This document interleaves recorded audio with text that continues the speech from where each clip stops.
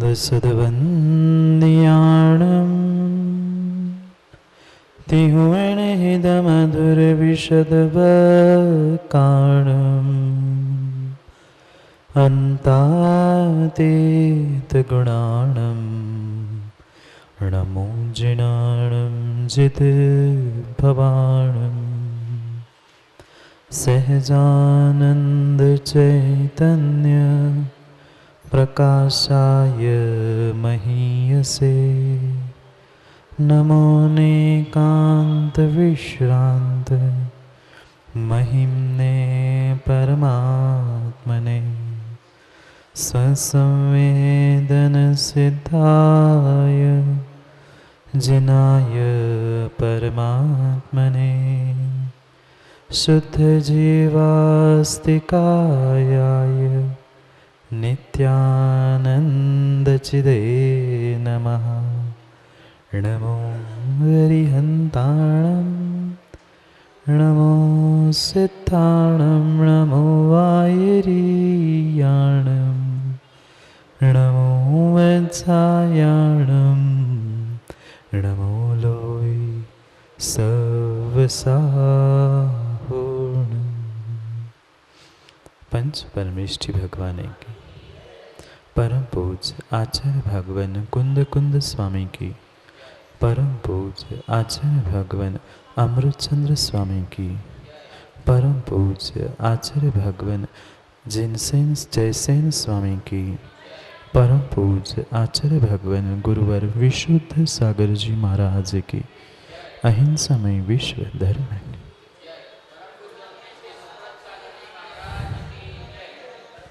अंतिम तीर्थेश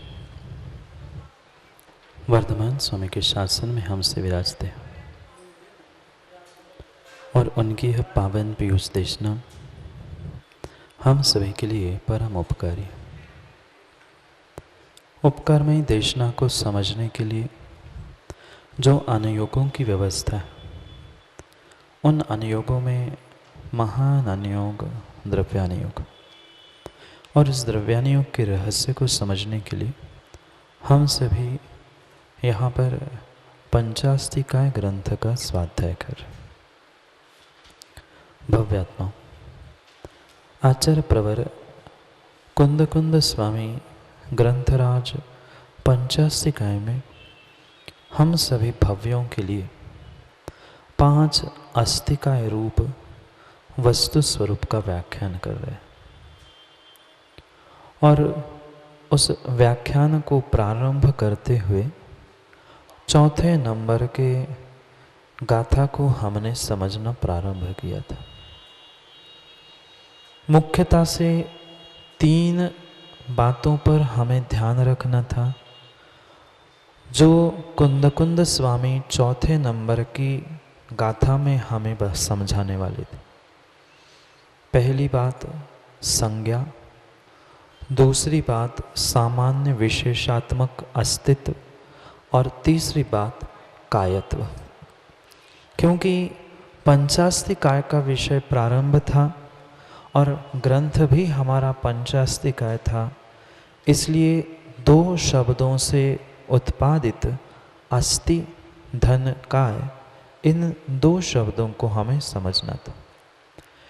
जो प्रत्येक द्रव्य में सत रूप विद्यमान है, सत्ता रूप विद्यमान है, वह उस द्रव्य का होनापना ही अस्तित्व था। अस्ति का भाव अस्तित्व, होने का भाव होनापना, उस भाववाचक अस्तित्व शब्द को ही हमें समझना था। चौथे नंबर की गाथा में पहली पंक्ति में कुंद कुंद स्वामी ने 5 संज्ञाएं बताई। जीव, पुद्गल, धर्म, अधर्म और आकाश, ये 5 इन अस्तिकायों की संज्ञा समझाने के उपरांत दूसरी पंक्ति में उत्तरार्ध में वह अस्तित्व 2 प्रकार का है और कायत्व 1 प्रकार का है, ऐसा कहते हुए, ऐसी प्ररूपणा करते हुए गाथा नंबर 4 में अस्तिकाय इन विशेष सामान्य अस्तित्व और कायत्व की व्याख्या की। पुनः समझते हैं उस अस्तित्व के विषय में जिसको समझना बहुत ही आवश्यक है। जीव उस महासत्ता रूप अस्तित्व को और अवान्तर सत्ता रूप अस्तित्व को भूलने के कारण से ही कभी अहंकार में डूब जाता है, कभी हीन भावना में डूब जाता है। क्योंकि दोनों भी हमारे लिए कसाय जन्य कर्मों का आश्रय करने के लिए निमित्त होने से हमें हीन भावना से उत्पन्न होने वाले दुख को और अहंकार से उत्पन्न होने वाले मान कषाय को भी विगलित करना होगा। जब जब जीव को मान कषाय सताए कि मैं भी कुछ हूँ, तब उसे महासत्ता का बोध करना होगा, सामान्य सत्ता का। जैसे तू अपने आप को कुछ विशेष मान रहा है, मैं कुछ हूँ, ऐसा ही तेरे बगल में बैठा हुआ जीव द्रव्य भी कुछ है। आज मान कषाय में पंडित जी जीव इसलिए आतंक डूबा है क्योंकि उसे उस महासत्ता का भान ही नहीं है। जितने जितने द्रव्य है सबका मालिक एक अस्तित्व है, परमात्मा नहीं। सबका एक ही अस्तित्व है, सत।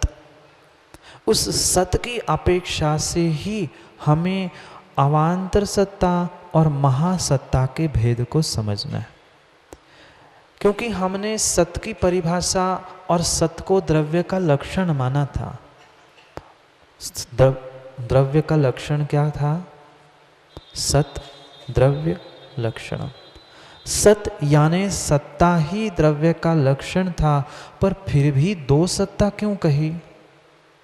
सत्ता तो एक ही होनी चाहिए थी। महासत्ता कह दिया था, काम होना चाहिए था। जब आपने पहले कह दिया सबकी एक सत्ता है, सब एक है, सबका मालिक एक अस्तित्व है, फिर अवान्तर सत्ता कहने की क्या आवश्यकता थी? मान का निर्हरण करने के लिए महासत्ता और हीन सत्ता से या हीन भावना से दूर होने के लिए मैं इनसे कुछ हटके हूँ, यह चिंतन करने के लिए विशेष अवान्तर सत्ता का बोध चाहिए। तभी जाकर जीव इन कषायों से दूर हो सकता है। पर यह भी प्रश्न है कि दो दो बातें कहने की आचार्यों को क्या आवश्यकता थी? मात्र अस्तित्व, सामान्य सत्ता, महासत्ता, सत, इतने से काम चल जाता, पर नहीं चला। क्योंकि सत को जो द्रव्य का लक्षण कहा था वह सत क्या था? सत यानी उत्पाद वै द्रव्य युक्तम सत। जहाँ उत्पाद वै और द्रव्य ये नित्य सतत ही उसके साथ रहते हैं, ऐसा जो स्वरूप है उसको ही सत कहा। बहुत अच्छे से समझना होगा चंद्री जी, आपको द्रव्य यानी सत नहीं कहा। क्योंकि आज बहुत रहस्यों का उद्घाटन अमृतचंद स्वामी टीका में करने वाले हैं। आचार्य भगवंतों ने द्रव्य मतलब सत नहीं कहा, अपितु उत्पाद वै और द्रव्य तीनों से जो युक्त है वह सत का। इसका अभिप्राय क्या हुआ? जब मात्र सत्ता अस्तित्व, वह तो द्रव्य होना चाहिए था। महासत्ता जो हमने समझी सामान्य सत्ता, वो तो है और है, तो मात्र द्रव्य इज इक्वल टू सत, इज इक्वल टू सत्ता, इज इक्वल टू अस्तित्व। क्या इतना ही है? नहीं है। उत्पाद वै भिन्न और द्रव्य भिन्न। समझना, कल की ही दो सत्ताओं को समझना रहे और चौथे गाथा की दूसरी पंक्ति को हमें समझना है। दो सत्ताएं कौन सी माँ? महासत्ता और अवान्तर सत्ता। ये किसके भेद? अस्तित्व के, सत के, सत्ता के। एक सामान्य है और एक विशेष है। जो महासत्ता है वह कौन सी है? महासत्ता कौन सी सत्ता? सामान्य सत्ता। और अवान्तर सत्ता विशेष सत्ता। जो अवान्तर सत्ता या विशेष सत्ता है उसको क्या कथनचित हम पर्याय नहीं कह सकते? पंडित जी कथनचित शब्द जोड़ रहा हूँ। कथनचित उस अवान्तर सत्ता को, विशेष सत्ता को हम पर्याय नहीं कह सकते? कह सकते हैं। और जो महासत्ता थी, सामान्य सत्ता थी, कथनचित उसे द्रव्य नहीं कह सकते? कह सकते हैं। पुनः पुनः समझना, उत्पाद वै द्रव्य युक्तम सत, इसकी ही व्याख्या करते हुए हमें दो अस्तित्व को अलग करते हुए भी अलग नहीं करना। जो द्रव्य रूप स्वरूप था उस द्रव्य की अपेक्षा से, द्रव्यार्थिक नय की अपेक्षा से वह महासत्ता रूप अस्तित्व था, सामान्य अस्तित्व था। अस्तित्व के दो भेद, सामान्य और विशेष। जो द्रव्य था सतत सतत अखंड रूप से जो था ही, जिसमें बदलाव हो नहीं रहा था कथनचित, वह सामान्य रूप था और उसको ही हमने सामान्य सत्ता या महासत्ता कहा था, जो कि द्रव्य है। आप जो सभी यहाँ बैठे हो जीव द्रव्य हो क्या? आप सभी जीव द्रव्य हो क्या? जीव द्रव्य आज हो कि कल थे? कि आज हो कि कल होंगे? हमेशा हमेशा के लिए हम जीवित थे। तो क्या आप मनुष्य पंडित जी आज थे कि कल थे? कल मतलब कल के दिन की बात नहीं, पिछली पर्याय की बात पूछ रहा। क्या कल रहोगे? जरूरी नहीं है। जीव की अपेक्षा से तो हम द्रव्यार्थिक नय से द्रव्य हैं, पर पर्याय की दृष्टि से उत्पाद व्यय, उत्पाद व्यय। जो विशेषात्मक पहलू है, जिसे हम पर्याय कहते हैं, जिसे हम विशेष कहते हैं, वही अवान्तर सत्ता है। और जो सभी में एक सा द्रव्यत्व था वह महासत्ता रूप सामान्य सत्ता थी। जैसे कल भी हम दृष्टांत समझ रहे थे, माँ रोटी बनाते, लुचई, पराठे, गकड़िया, ये जो कुछ भी बना था किससे बना था? गेहूं के आटे से ही ये सब कुछ बना था। भले ही रोटी हो, पराठा हो, पूड़ी हो, पपड़िया हो, कुछ भी हो, उसमें आटा है क्या? रोटी में आटा है क्या? नहीं है क्या? रोटी में आटा है भी और नहीं भी। दोनों बातों को चंद्र जी एक साथ समझना होगा। अगर रोटी में आटा है तो रोटी कैसी? रोटी में आटा है, माँ समझ में आ रहा है क्या? रोटी में अगर आटा है तो रोटी कैसी? और रोटी में आटा नहीं है तो रोटी कैसी? नहीं आया समझ में? रोटी आटा ही है तो रोटी कैसी? और रोटी में आटा नहीं है तो रोटी कैसी? अनेकांत को समझना है। एक ही वस्तु में, एक ही द्रव्य में वह महासत्ता भी है, अवान्तर सत्ता भी है। जीव आज पंडित जी इसी बात को लेकर भ्रमित है। वो द्रव्य को भिन्न मान रहे हैं और पर्याय नाम की कोई भिन्न वस्तु मान रहे हैं। ऐसा अस्तित्व दोनों भी प्रकार का नहीं है। बहुत दो सुंदर शब्द आज कुंद कुंद स्वामी हमें समझाने वाले हैं, नियत और अनन्यमयी। दो शब्दों को समझना है, उसकी भूमिका चल रही है। चौथे श्लोक की दूसरी पंक्ति को देखना, नियदा अनन्यमय्या। टीका तो पढ़नी है, टीका में समझना ही है, पर पहले इन दोनों शब्दों को हमें बहुत अच्छे से समझना है, नियत और अनन्यमयी। ये दोनों प्रकार की सत्ता इस द्रव्य में जो आटा था, माँ रोटी मतलब आटा नहीं है, रोटी मतलब आटा है? एक बार हाँ बोलो, एक बार ना बोलो। रोटी मतलब आटा है? है। रोटी मतलब आटा नहीं है? नहीं है। क्यों? रोटी द्रव्यार्थिक दृष्टि से देखोगे तो आटा ही है, पर्यार्थिक दृष्टि से देखोगे तो वह रोटी, पराठा, पूड़ी, पपड़िया, गकड़िया सब कुछ है। अंतर समझना। आटा पहले भी सूखा था। आटा रोटी बनने से पहले भी माँ सूखा था, रोटी बनने के बाद भी। रोटी बनने के बाद गीला नहीं बचा।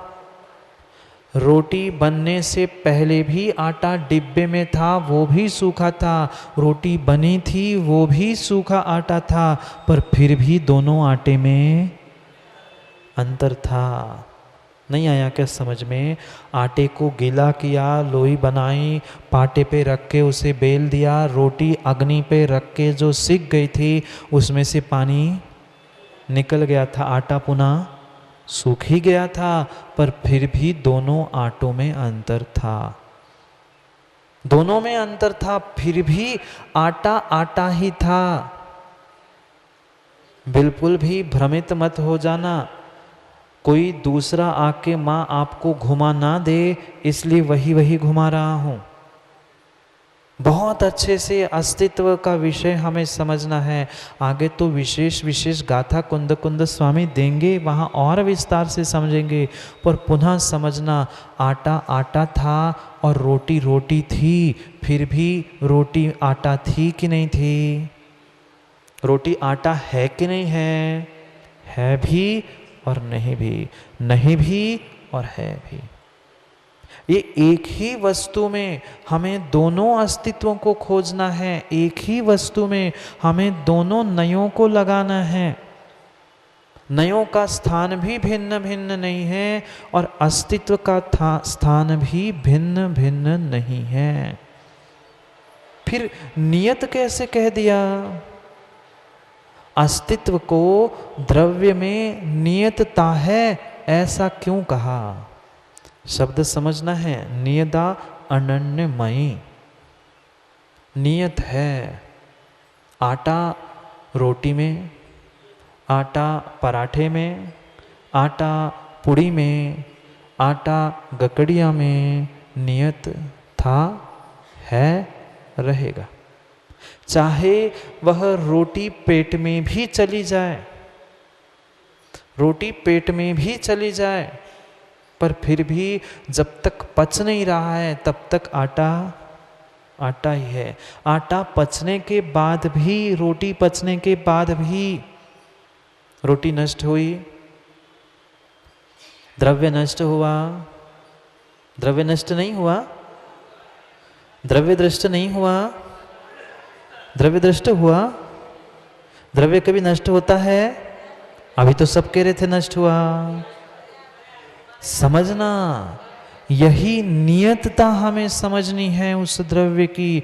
चाहे अवान्तर सत्ता रूप उत्पाद व कुछ भी होता रहे, उसमें महासत्ता रूप जो अस्तित्व है वह नियत है। अस्तित्व नियत रहेगा।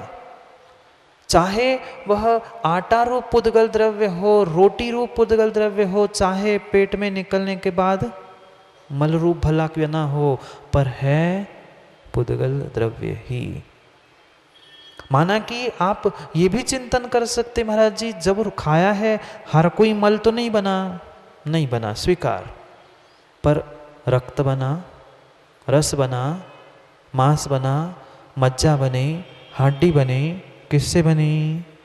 उसी पुद्गल परमाणु से बनी। ये अवान्तर सत्ता रूप उत्पाद वह होता रहा, होता रहेगा, पर फिर भी महासत्ता रूप द्रव्य नियत है कि नहीं? भले ही वह विशेष की अपेक्षा से बदलता हुआ दिख रहा है, पर प्रत्येक विशेष में या प्रत्येक महासत्ता में भी अस्तित्व है क्या? अब मैं आटे का अस्तित्व नहीं पूछ रहा हूँ। रोटी, पराठा, लुचई, गकड़िया, इसमें आटा छोड़ के और कोई अस्तित्व है? बहुत सोच समझ कर विचार करके निर्णय करना, क्या इन चार पदार्थों में आटा छोड़कर और कोई अस्तित्व है? नहीं आया प्रश्न समझ में? आटा छोड़कर और कोई अस्तित्व है? देख लो ना, मैं है कह रहा हूं, है। वो महासत्ता रूप आटा तो है ही, पर अवान्तर सत्ता रूप। जब आटा है तो कुछ ना कुछ उसकी विशेष पर्याय।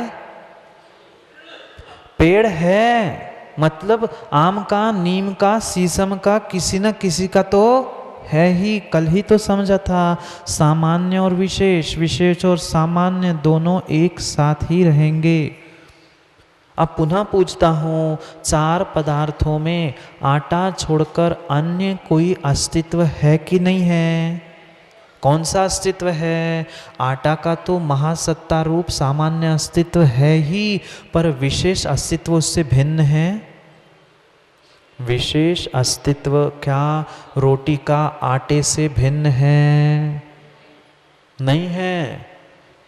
सामान्य सत्ता से तो नियत है ही, पर सामान्य सत्ता में विशेष भी फिक्स है।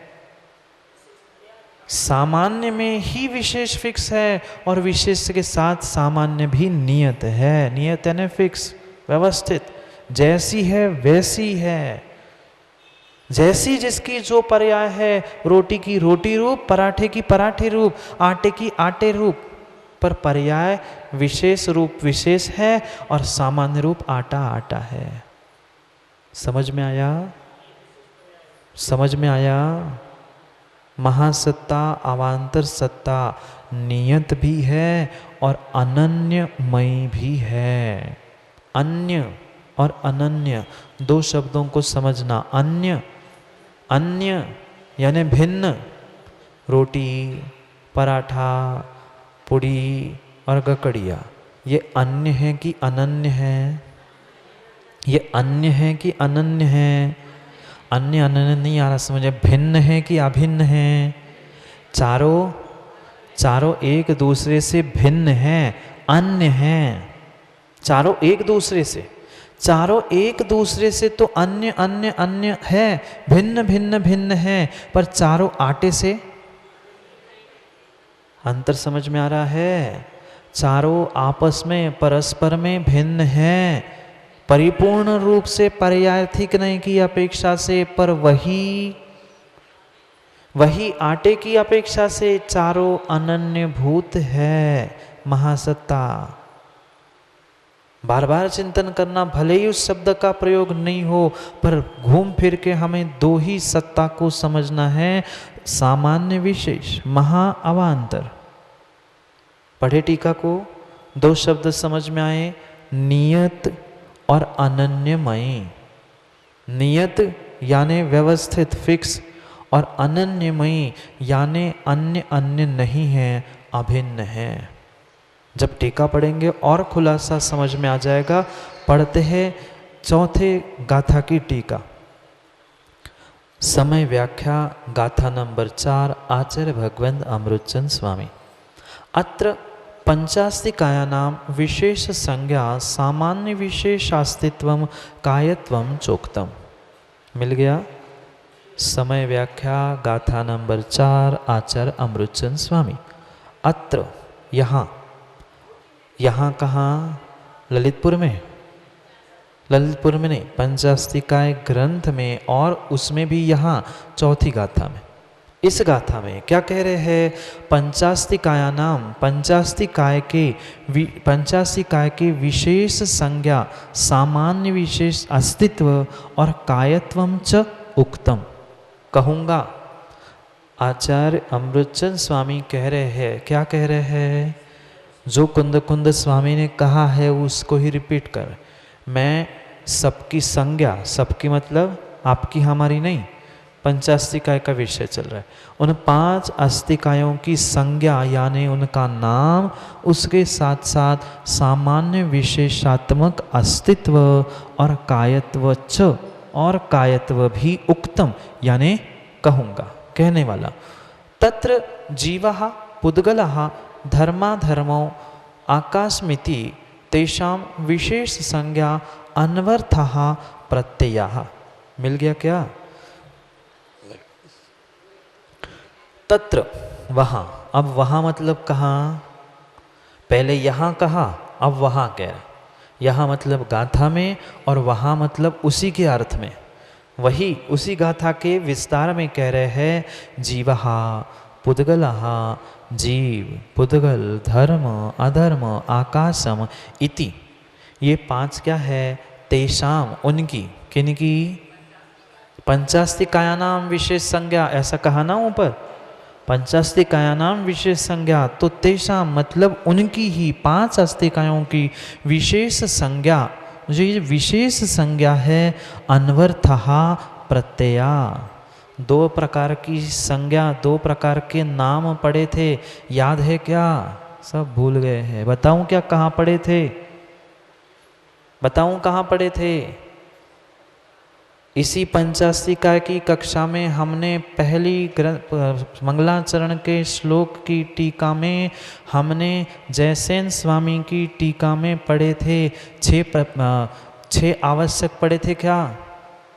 मंगल निमित्त हेउ परिणामा नामत हेव कत्तारम। अब इतना तो बता दिया, अब बताओ। मंगल, ये तो हो गया। दो प्रकार के जो नाम संज्ञा बताई थी, वे कौन सी संज्ञा? एक तो आपके सामने है अन्वर्थ, यादृश्य और अन्वर्थ। जैसा अर्थ है वैसा शब्द है, जैसा शब्द संज्ञा है, नाम है, वैसा ही उसका अर्थ है। पंचास्तिकाय, पांच अस्तिकाओं का व्याख्यान है, सो पंचास्तिका है। ये अन्वर्थ हुआ। और जिसका कोई लेना देना नहीं है नाम से, काष्ठांबराधर, ये शब्द आया है उसमें, वह यदृच्छ, मन में आया, सामान्य से रख दिया, सामान्य से रख दिया। अंतर आया समझ में, दो नाम, माँ ऐसे याद रहना चाहिए। याद करो, याद करो। पिछले जितना लिखा है, समझा है, पढ़ा है, कम से कम उतना ही याद रखो। तो दो प्रकार की संज्ञा, उसमें से ये यदृच्छ, मन में आई ऐसी संज्ञा नहीं है, अन्वर्थ है। जीव है, जो जीवित चेतना से है, हमेशा जीवित रहता था, है और रहेगा, वह जीव है। पूर्ण गलन स्व वाला पुद्गल है। धरने वाला वह धर्म है, नहीं धरने वाला अधर्म है। गति, स्थिति, हेतुत्व, गति के लिए धरने वाला और रुकने के लिए ठहरने वाला, ये धर्म अधर्म का उनके लक्षण के अनुसार उनका नाम, उनकी संज्ञा अन्वर्थ है। अनु अर्थ, अर्थ के जैसा ही है, अनुसार कर रही है अर्थ का, ऐसी वह उनकी विशेष संज्ञा प्रत्यया यानी जाननी चाहिए। किसकी? तेषाम, पांच अस्तिकायों की ये जो पृथक पृथक संख्या है, संज्ञा है, वह अन्वर्थ है, यथार्थ है, ऐसा जानना चाहिए। क्यों है? क्योंकि संक्षेप में समझी हमने, जीव जीता है, जीता था, जीता है। पूर्ण गलन स्वभाव है, इसलिए पुद्गल है। आकाश, अवगाहन ही देना जिसका सबसे बड़ा सामान्य से विशेष काम है, वही आकाश है। इसलिए यही उनके नाम कैसे है? अन्वर्थ यानी यथार्थ है।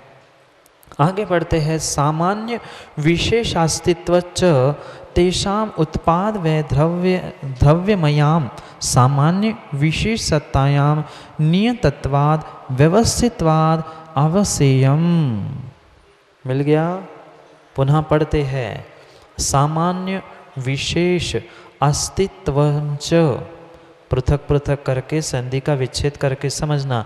सामान्य विशेष अस्तित्वं च तेषाम उत्पाद व द्रव्यम अयाम सामान्य विशेष सत्तायाम नियतत्वाद व्यवस्थितवाद अवशेष्यम। अब एक एक शब्द का अर्थ समझने का प्रयास करते हैं। क्या कह रहे हैं आचार्य महाराज अमृतचंद स्वामी? अस्तित्व कितने प्रकार के? अस्तित्व कितने प्रकार के? सामान्य और विशेष। जब उसको ही हम सत्ता की अपेक्षा से पूछेंगे, सत्ता कितने प्रकार की, तब महासत्ता, अवान्तर सत्ता। सत्ता कहेंगे तो महासत्ता, अवान्तर सत्ता। अस्तित्व कहेंगे तो सामान्य विशेष कहेंगे। सत कहेंगे तो एक द्रव्य रूप सत्य और एक उत्पादवय रूप सत्य। बात कोई अलग नहीं है, मात्र अपेक्षा से उनकी संज्ञा, उनका नाम बदल रहा है, अन्य कुछ नहीं।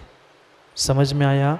अस्तित्व दो प्रकार का, एक सामान्य, एक विशेष। जो सभी में प्राप्त होता है वह सामान्य होता है, और जो उन सबसे हटकर कुछ पहचान रूप होता है, पर्याय रूप होता है, वह विशेष अस्तित्व कहा जाता। ऐसे सामान्य विशेष अस्वितशम तेषाम, तेषाम मतलब कौन? पुनः वही पांच, उन्हीं पंचास्तिकायों में वह सामान्य विशेषात्मक अस्तित्व हुआ करता है। कैसे होता है? उत्पाद व्यय द्रव्यमयाम, उत्पाद व्यय और द्रव्यमयी, उत्पाद व्यय और द्रव्य रूप। किसमें? ये सामान्य विशेष अस्तित्व भिन्न भिन्न क्यों कह रहे हैं?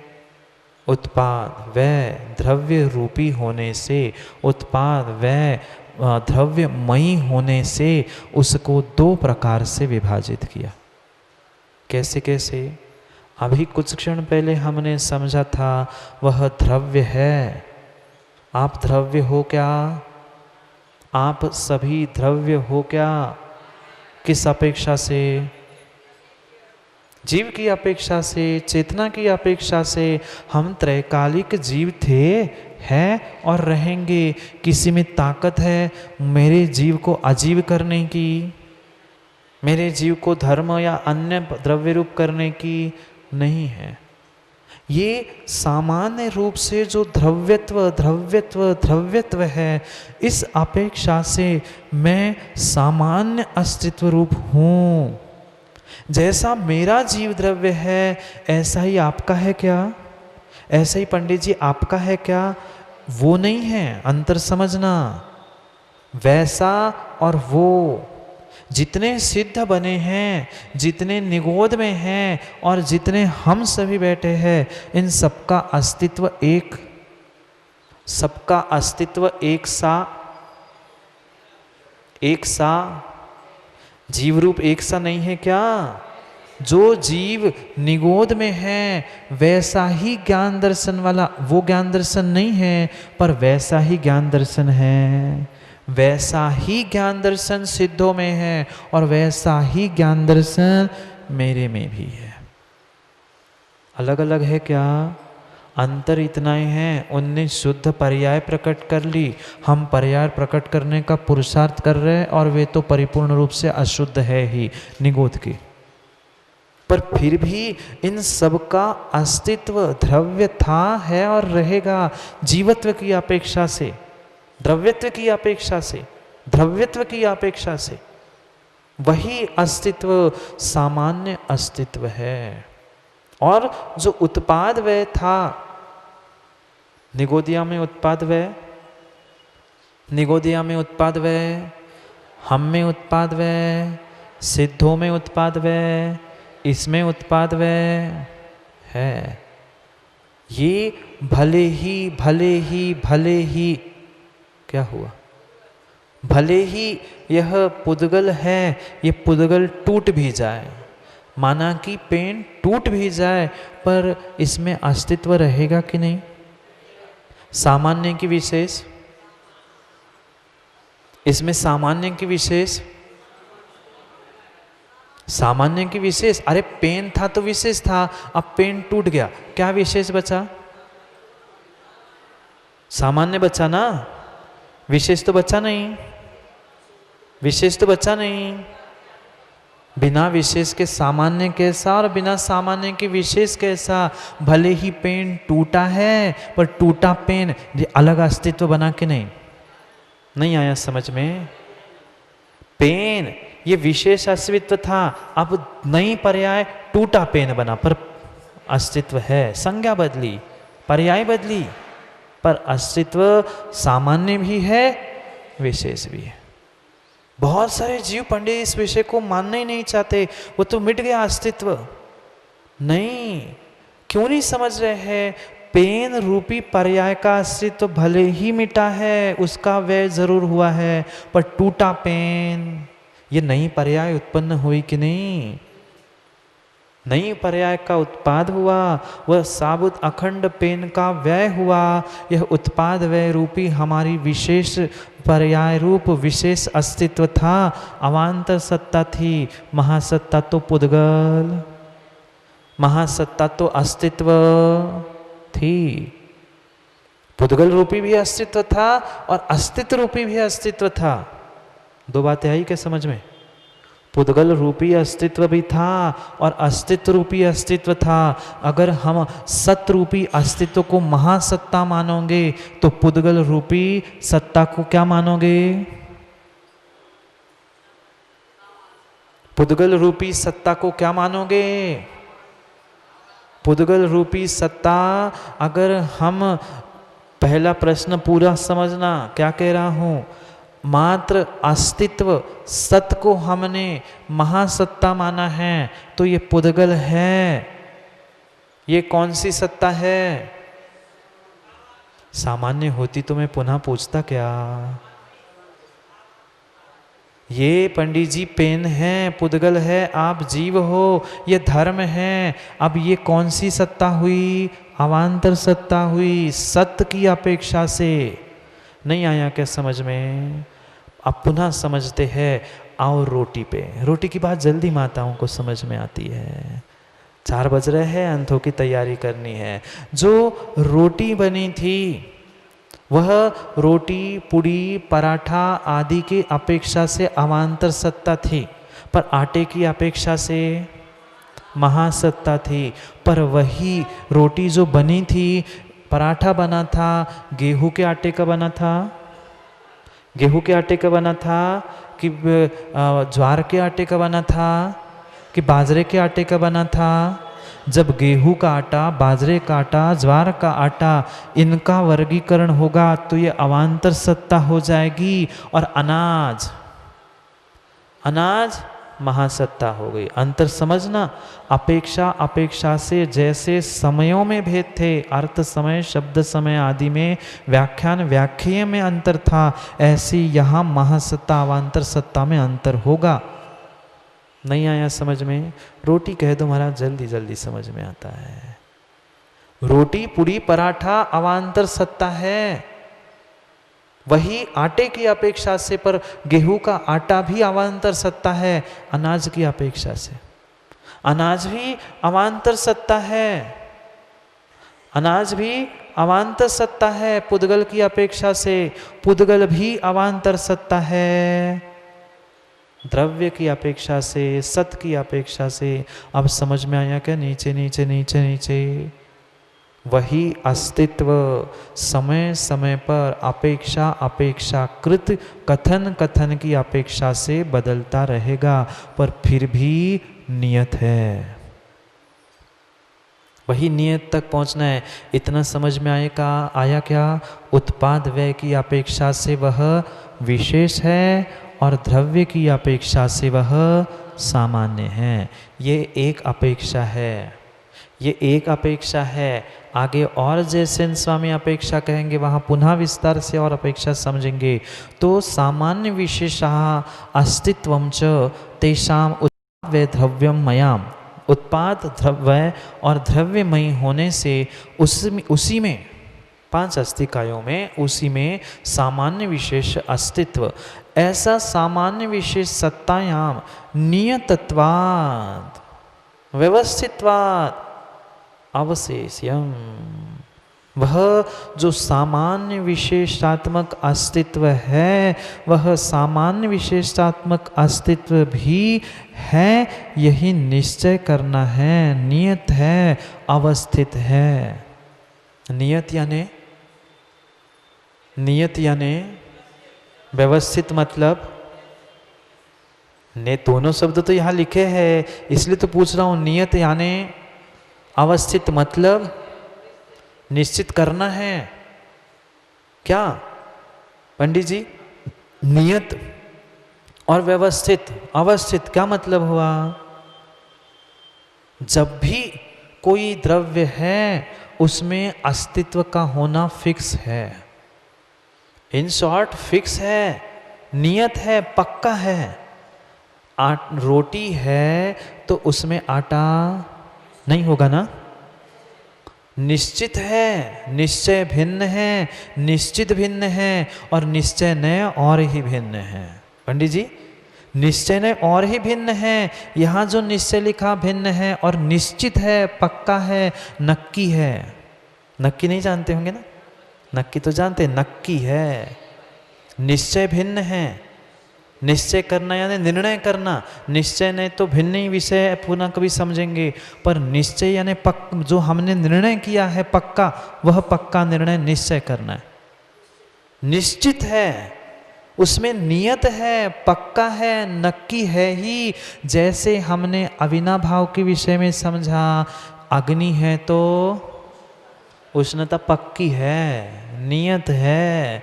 भले ही कम हो, ज़्यादा हो, धुएं के साथ हो, बिना धुएं की हो, पर होगी तो नक्की है, पक्का है, निश्चित है, फिक्स है। कौन सी सत्ता फिक्स है? कौन सी कौन सा अस्तित्व फिक्स है? सामान्य की विशेष? सामान्य की विशेष? जोर से बोलो ना। सामान्य भी विशेष भी। भले ही पेन टूटा था, पर नई पर्याय रूप विशेष का भी वहाँ पर अस्तित्व नियत था।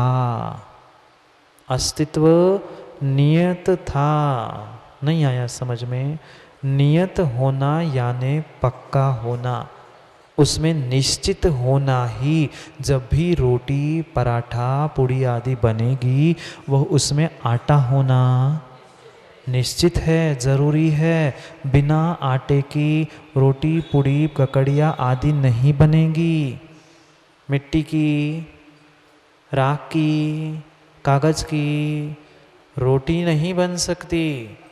रोटी का आकार दे सकते हो, पर रोटी, अंतर समझना, रोटी का आकार दे सकते हो पर रोटी नहीं बन सकती। ऐसे ही वह उस रोटी में भी रोटी रूप विशेष अस्तित्व भी था और आटा रूप सामान्य अस्तित्व भी था। दोनों का अस्तित्व व्यवस्थित था, नियत था, किंचित भी उसमें बदलाव नहीं हुआ था। पुनः एक प्रश्न पूछ लूँ क्या? माँ, रोटी, पराठा, जो भी सामग्री आपने बनाई थी, उसका आटा अलग अलग था ना? रोटी का, पराठे का, पूड़ी का, गकड़िया का आटा अलग अलग था क्या? था क्या? नहीं था? हाँ, क्या करे पंडित जी? ज्ञानी हो गए सब। समझना, आटा अभी हम सामान्य अपेक्षा से भी पूछ ले तो माँ आटे में कुछ अंतर था क्या? गेहूं का आटा, गेहूं का आटा, गेहूं का आटा और गेहूं का ही आटा। वह अवस्थित व्यवस्थित था कि नहीं? कि रोटी का आटा भिन्न था? आटे की अपेक्षा से पूछ रहा हूँ, पर्याय थी कि नहीं? छोड़ दो आप, ये समझ में आ गया। कथनचित था, पर अब मैं कथनचित नहीं पूछ रहा हूँ, अब ये पूछ रहा हूँ अपेक्षा लगाकर। जो आटा आटा आटा आटा था, पर्यायों की अपेक्षा से भिन्न था, उसे छोड़ दो। पर फिर भी वह गेहूं का आटा, गेहूं का आटा, गेहूं का आटा और चारों में भी गेहूं का ही आटा था। चारों में भी गेहूं का ही आटा था, तो वह व्यवस्थित था कि अव्यवस्थित था? व्यवस्थित था कि अव्यवस्थित था? पर्याय दृष्टि से अव्यवस्थित कह सकते हैं, पुनः समझना, पर्यार्थिक नय से अव्यवस्थित कह सकते हैं, भिन्न भिन्न कह सकते हैं, अलग अलग भी कह सकते हैं, पर वही द्रव्यार्थिक नय से महासत्ता की अपेक्षा से वह एक सा ही था। एक नहीं था,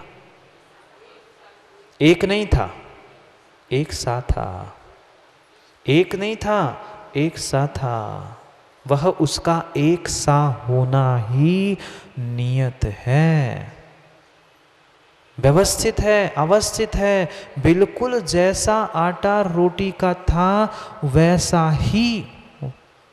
ही आटा पराठे का था। क्यों माँ, जिस आटे से रोटी बनाते हो उस आटे से पराठा नहीं बना सकते ना? जिस आटे से रोटी पराठा बनाते हो उस आटे से गकड़िया खकड़िया नहीं बना सकते क्या? भले ही मैदे की बात नहीं कर रहा हूँ, मैं समझ रहा हूँ आप कहाँ पहुँच रहे हैं, इसलिए मैदे की बात नहीं कर रहा हूँ। पर घर में माँ चौके में महाराज को खिलाते हो तो मैदा खिलाते हो क्या? वही आटा था कि नहीं? वही आटा था।